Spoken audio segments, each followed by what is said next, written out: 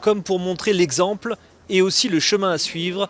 Le président Faustin Archange Touadéra a été l'un des premiers candidats à se déplacer dimanche pour voter en Centrafrique. Sous bonne escorte, le candidat du parti du mouvement Cœurs Unis a posté dans l'urne ses 2 bulletins pour les scrutins présidentiels et législatifs. Il a ensuite adressé ses remerciements à ses alliés qui l'ont aidé à quadriller Bangui pour maintenir les rebelles à distance. Je remercie très sincèrement le président Paul Kagame, le gouvernement rwandais, le peuple rwandais pour son soutien vraiment au niveau de la sécurisation de ce processus qui va permettre aux Centrafricains d'aller librement choisir leurs dirigeants. Son principal adversaire, l'opposant anisais Georges Dologuélé, a pris également le chemin des urnes, même si le candidat de l'Union pour le renouveau centrafricain était toujours sceptique sur l'intérêt de maintenir cette double élection alors qu'une grande partie du pays est sous le contrôle de groupes rebelles. Malheureusement, j'ai l'impression que plus de la moitié du pays n'a pas voté.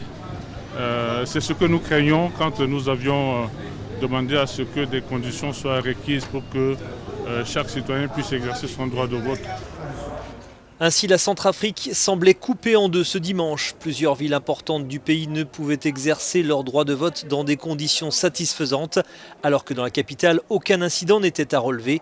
Le point avec notre correspondant à Bangui. C'est un vote très sécurisé. Les rues et avenues que nous avons, et même devant les bureaux de vote que nous avons parcourus, on trouve un dispositif sécuritaire très musclé, inhabituel, n'est-ce pas, pour assurer ce processus électoral, pour que la population puisse voter en toute quiétude. Quelque part aussi, on nous signale les bruits de bottes dans certaines villes, dans certaines localités, comme Boire, dont on nous dit que la ville a été assiégée ce matin par le groupe armé et la population n'a pas pu voter.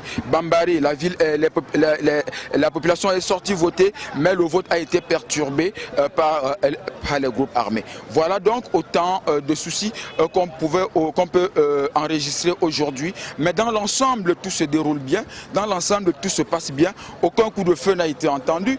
Plus de peur que de mal. D'ici quelques heures, les dépouillements vont commencer et nous pourrions en savoir un peu plus. Samuel Thierry Nzam, Bangui pour Africa News.